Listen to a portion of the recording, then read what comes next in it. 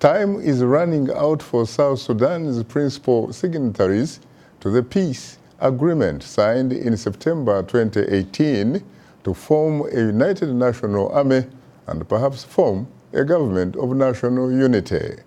My colleague Paul Ndiho has more on the story.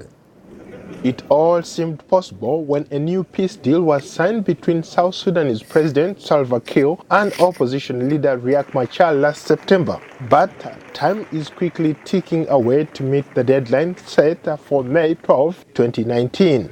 In 2 months, an 8-month pre-transitional period ends. Under the terms of the peace deal, the government and opposition are supposed to implement the agreement and form a transitional government or risk yet another unraveling. Continuing violence and human rights violations, including rape and sexual violence in South Sudan, may amount to war crimes, according to the UN body that is reporting to the Human Rights Council on alleged gross violations and abuses of human rights in the country. The Commission is alarmed at the number of executions that have taken place in South Sudan. In the last 2 weeks alone, there have been 7 executions. There are currently 185 people on death row in Juba alone, of which 2 are juveniles. Armed forces are being challenged to end violations against children and take concrete action to protect the country's youth by ensuring their recruitment and abuse is halted.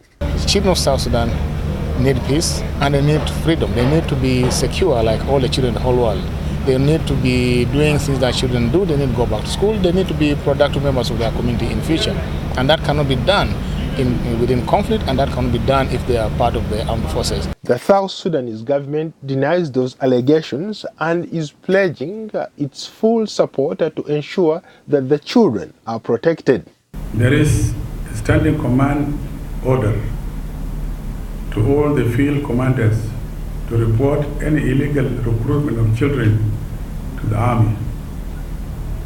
The Department of Child Protection under Assistant Chief of Defense Forces for Moral Orientation has conducted numerous workshops in the divisions and units how to discourage children joining the army and how to identify children and report them to the nearest civil authorities. Rape and sexual violence against women and girls as young as 8 is unfortunately still widespread in the country, according to a UN investigation published in February by the UN mission in South Sudan. It recorded 175 cases of mainly rapes that lasted hours by multiple uniformed and armed men between September and December 2018. There's been very little accountability in South Sudan for what is a chronic,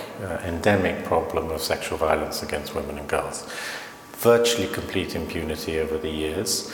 As a result, very little disincentive for these men to not do what they're doing. Rule of law has just not been applied. Ethiopian Prime Minister Abiy Ahmed and Eritrean President Isaias Afwerki met with the South Sudanese President Salva Kiir earlier this month in South Sudan in an effort to breathe new life into the stagnant peace agreement. Among the ideas discussed were bringing aboard groups who rejected last September's deal. Paul Ndiho, VOA News. Thanks, Paul, for that interesting report.